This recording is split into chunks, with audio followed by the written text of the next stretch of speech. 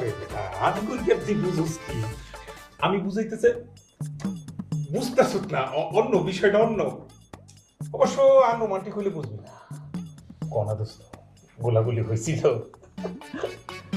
আরে বেটা, আসর রাইতে দুইটা পিস্তল বাইর করে রাখলে এখানে রোমান্স হয় না।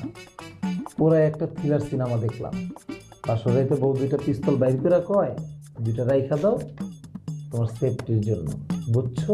বাহ চমৎকার তো বন্ধু একেবারে সিনেমার অ্যাকশন নায়িকার মতো শালা আমার কপালটাই পোড়া একটা বিয়ে করছি 24 ঘন্টা খালি নাকে কান্দে একটু স্মার্টনেস নাই কিচ্ছু নাই তোর বউর মতো যদি একটু গুন্ডা গুন্ডা ভাব থাকতো আহা হারে কিছুই হইতো না। সিনেমার দৃশ্যর সাথে বাস্তবের দৃশ্যর কোনো মিল নাই। বাস্তব এক জিনিস, সিনেমার